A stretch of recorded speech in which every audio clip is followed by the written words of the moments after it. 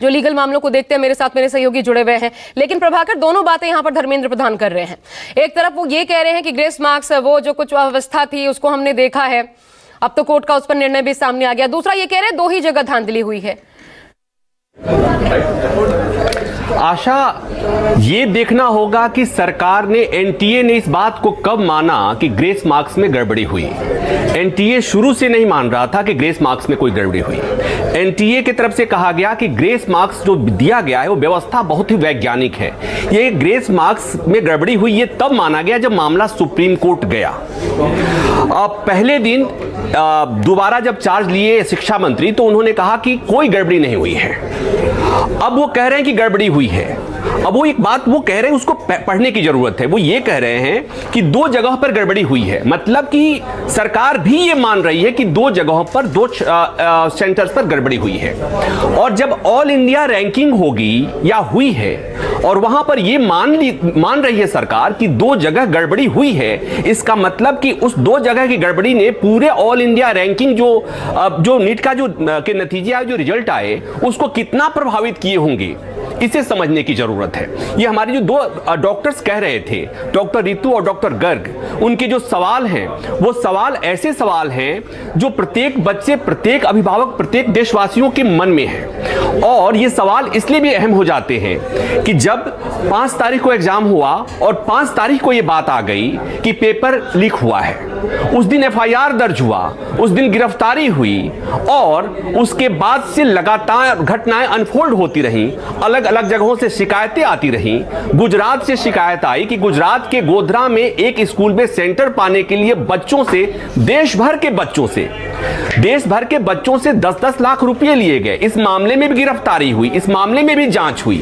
पटना में जो आर्थिक अपराध यूनिट है उसके अधिकारी ये कह रहे हैं कि अब तक जो सबूत मिल रहे हैं वो सजेस्ट कर रहे हैं कि पेपर लीक हुआ था। लेकिन शिक्षा मंत्री के बात में, ये बयान में ये बात कहीं नहीं आती है। शिक्षा मंत्री के बयान में ये बात आ रही है कि 2 सेंटर्स पे कुछ गड़बड़ी हुई है। मतलब ये कि ग्रेस मार्क्स को वालों का दोबारा परीक्षा कराकर और ये कह देने से कि जो एनटीए के अधिकारी इसमें शामिल होंगे उनके खिलाफ कार्रवाई होगी, लेकिन उन 24 लाख बच्चे और उनके परिवारों का क्या, जो सफर कर रहे हैं, जो सेलेक्ट हुए हैं वो भी सफर कर रहे हैं, जो सेलेक्ट नहीं हुए हैं वो भी सफर कर रहे हैं। जो सेलेक्ट हुए हैं वो सफर इसलिए कर रहे हैं कि वो जहां चाहते थे वहां उनका एडमिशन नहीं हो पाएगा। जो जिनका सिलेक्शन नहीं हो पाया वो सफर कर रहे हैं कि उनका एडमिशन हो ही नहीं पाएगा, कहीं नहीं हो पाएगा। और ये सवाल इसलिए बहुत आशा, आपने एक सवाल पूछा था, मुझे लगता है कि मैं उस सवाल का जवाब दे दूं कि अभी तक क्यों नहीं हो रहा था,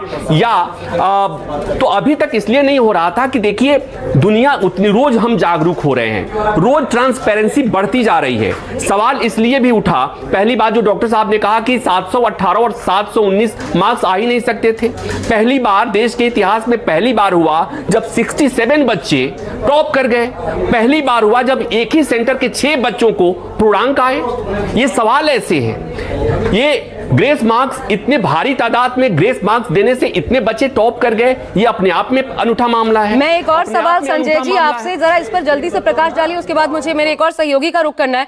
ये सिर्फ 2 जगह गड़बड़ी की बात धर्मेंद्र प्रधान कर रहे हैं। एक सेंटर पे कितने लोगों, कितने परीक्षार्थी होते हैं? क्या ये सिर्फ उस लिहाज से, और अगर आप कह रहे हैं कि ये 24,200 बच्चे, साफ साफ ये स्पष्ट पता चलता है सिर्फ, तो क्या ये 2 जगह धांधली से संभव है कि इतने बच्चे 2 जगह पर पाए गए? नहीं मैम, लॉजिकली ये संभव नहीं है। आप देखिए कि एक सेंटर पे 500-600 बच्चे, थोड़ा सा रोकना पड़ रहा है सर आपको। एक बड़ी खबर आ रही है, नीट पर अखिलेश यादव ने भी बयान दिया है। देखिए अब ये मामला पूरा राजनीतिक होता जा रहा है। एक देश एक ही मांग, रद्द हो नीट एग्जाम, रद्द करने की मांग की गई है विपक्ष द्वारा। अखिलेश यादव कह रहे हैं रद्द हो नीट एग्जाम, क्योंकि ये 1563 छात्र जिनकी 23 जून को परीक्षा होगी, 30 को नतीजा आएगा, इससे कोई बात बनने नहीं वाली है। क्यों नहीं बनने वाली है? मेरे साथ जो अभिभावक हैं वो बता रहे हैं। यह अव्यवस्था किस कदर पूरे प्रोसेस को बिगाड़ सकती है। तो अखिलेश यादव ये बयान दे रहे हैं, विपक्ष हमलावर है सरकार के ऊपर, सरकार हाथ पर हाथ धरे बैठे दिखना नहीं चाहती, कह जरूर रही है। मैं अब सीधा